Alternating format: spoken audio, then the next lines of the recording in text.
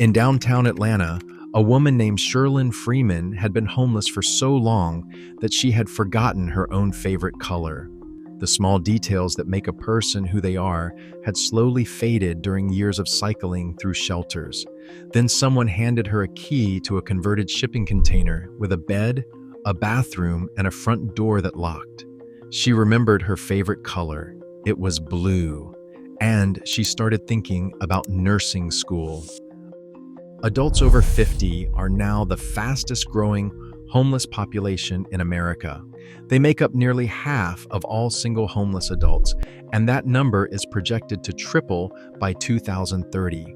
So why are the programs designed to help them still failing? Nobody was paying much attention to this crisis when it started building. According to federal data, older adults now compose roughly half the single adult homeless population in America. That share has climbed from about 10% in the early 1990s to where it stands today. Researchers at the University of Pennsylvania estimate that the number of elderly homeless Americans will triple by 2030. About 146,000 older adults experienced homelessness on a single night based on data from the Department of Housing and Urban Development. Nearly 1 in 4 of them were completely unsheltered, meaning they were sleeping on sidewalks, under overpasses, behind gas stations and convenience stores. These are not people who have been on the streets their entire lives.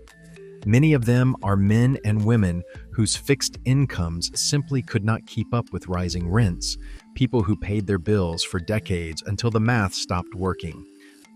The health consequences hit this group harder than any other. A 50-year-old person living on the streets has the health profile of a housed person who is 70. Falls, cognitive decline, chronic disease are all dramatically higher than for housed people the same age. Exposure to cold is one of the leading causes of death among unsheltered elderly people, and traditional shelters often cannot accommodate them.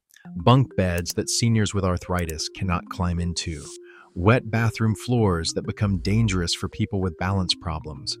Older adults with incontinence or cognitive impairment who cannot be safely served in shelter environments at all.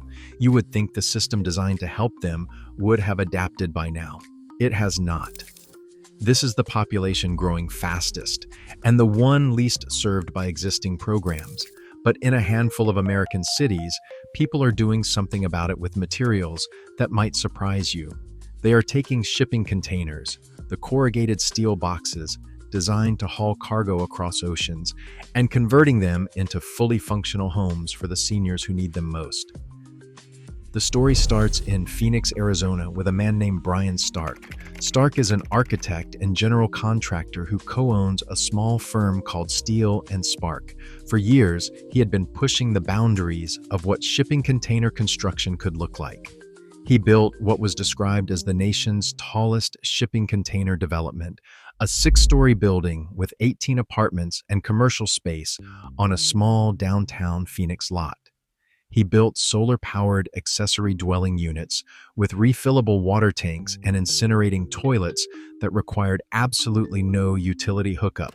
But the project that changed everything was called the X-Wing. Each unit is made from 4 shipping containers arranged in an X shape, topped with solar panels, and joined together so that when 2 units sit side by side, they create natural courtyards between them. Each container holds 5 individual rooms with 1 resident per room. The units are fully air-conditioned, which in a desert city that regularly breaks heat records is not a luxury. It is survival. A man named Jay Spicer moved into one of those X-Wing rooms with his dog Dino. To qualify, Spicer had stayed sober for 8 months and held a job as a forklift operator. The program gave him a roof and a locked door in a solar-powered room in the Arizona desert. He said he could hear himself think for the first time and that he was actually improving his life. The whole facility runs around the clock with 24-hour security. Residents get access to workforce development, life skills training, companion animal services for people like Spicer who refuse to give up their dog to get off the streets, and case management designed to move each person into permanent housing. Pay attention to that last detail because it explains why container housing is spreading so fast. This is not a warehouse where people get stored. It is a pipeline that moves people forward, and the companion animal policy came directly from talking with people living on the streets. Too many were choosing to stay homeless rather than give up the only companion they had left. If you have ever loved a dog, you understand why that policy matters. And here is the detail that separates container housing from almost everything else being tried right now. Each X-Wing shelter takes about 1 week to construct. 1 week. A traditional, affordable housing development in a city like Phoenix or Los Angeles routinely takes 3 to 5 years from permit to occupancy. That gap is not a statistic. It is the difference between a grandmother sleeping on concrete tonight and sleeping in a room with a locked door by next Friday. That speed led Stark to his biggest project yet, and this one targets the senior crisis directly. It is called Senior Bridge, and it opened in March 2026 at 28th and Van Buren Streets in Phoenix. Senior Bridge provides 40 individual transitional housing units built from shipping containers, specifically for adults 55 and older who are experiencing homelessness. Each unit is 160 square feet, equipped with a twin bed, a fully accessible bathroom, a mini fridge, a microwave, and plenty of natural light. The entire complex runs on rooftop solar panels with lithium battery storage and operates completely off the power grid. That means zero electricity bills and zero dependence on aging infrastructure. The city of Phoenix invested $750,000 in Phase 1 and committed an additional $9.6 million for Phase 2, which will add 56 units of permanent affordable housing on the same campus, transitional housing and permanent housing on the same site, so residents have a clear path forward without uprooting their lives again. Mercy House, a California-based homeless services provider, operates the site. Their CEO, Larry Haynes, put it simply. He said, "We have this mistaken idea that shelters exist in isolation. The effectiveness of any shelter depends on the outreach teams that bring people to your door and the permanent housing stock you can connect them to on the other end." Senior Bridge was designed with that entire pipeline in mind, from the streets to the container to a permanent apartment with caseworkers guiding each step. Stark himself put the urgency in plain terms. He said they are seeing grandmothers, people in their late 70s, living in tents, people who have never been homeless before, and that you have to solve it on the streets, but also turn off the faucet that keeps putting people there. But this was not just happening in the desert. About 1,600 miles east, the city of Atlanta tried something similar and ran straight into the same tension that follows this movement everywhere it goes. In early 2024, Atlanta opened The Melody, a pilot community of 40 shipping container homes at 184 Forsyth Street, just north of the Greyhound bus station downtown. Each container home came fully equipped with a heating, ventilation, and air conditioning unit, a bed, a bathroom, a television, and a sink. Every resident received their own key to their own front door. One of the first residents was Sherlin Freeman. She is the woman from the beginning of this video. Freeman had been cycling through Atlanta's shelter system for years. Her identity had slowly faded during the daily grind of survival. Her favorite color used to be blue. She had almost forgotten that about herself. When Freeman moved into her unit at the Melody, her favorite moment each day became the simple act of opening her own front door with her own key. That key was physical proof that this space belonged to her. She started thinking about going back to school. She began considering a career in nursing so she could help other homeless people find the same path she was walking.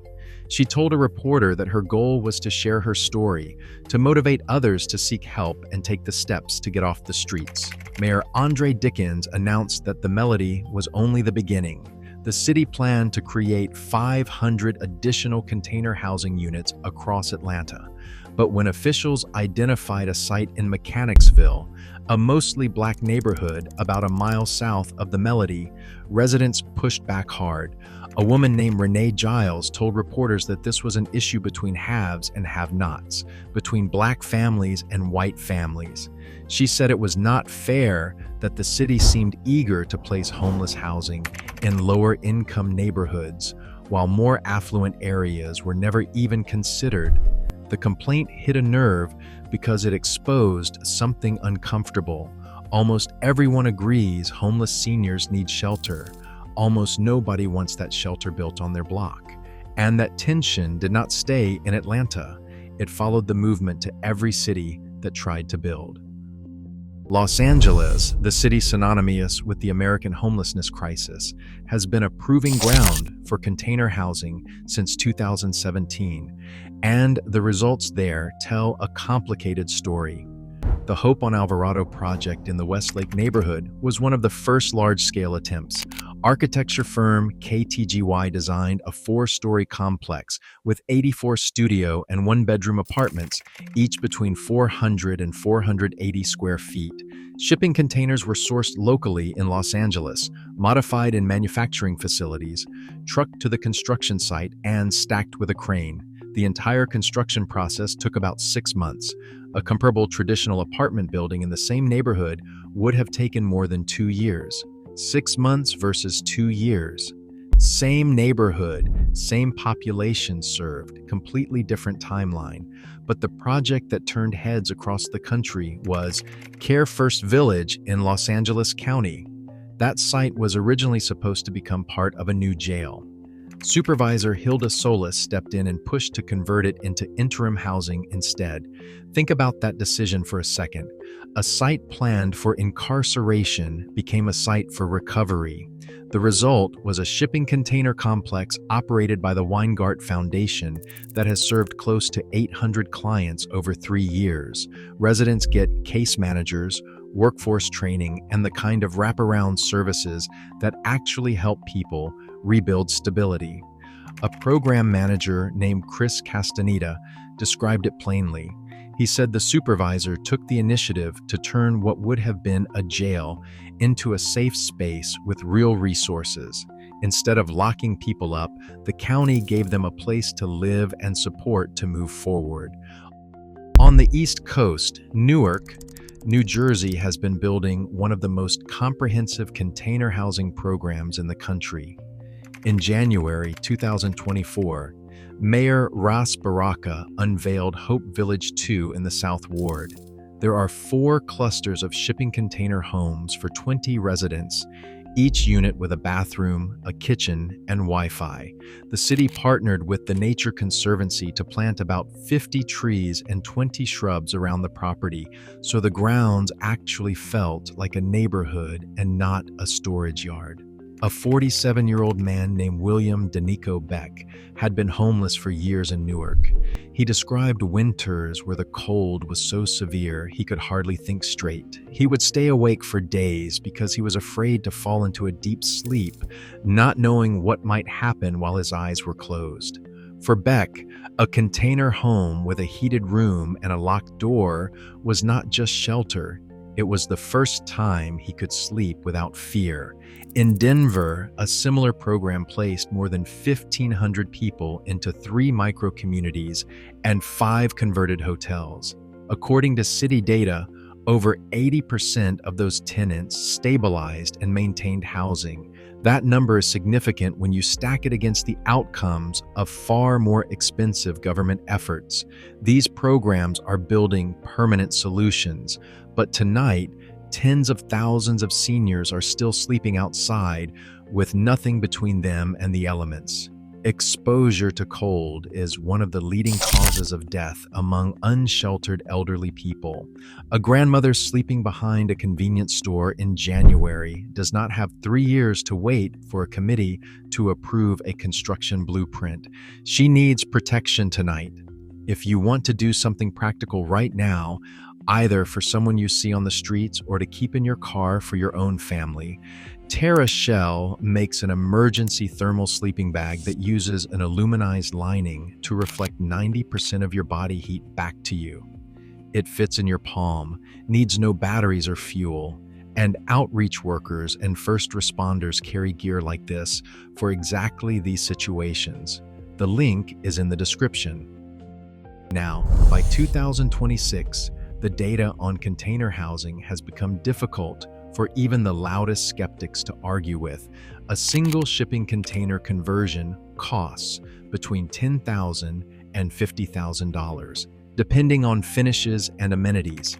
Senior Bridge in Phoenix used its $750,000 city investment to create 40 units, working out to less than $19,000 per unit for Phase 1.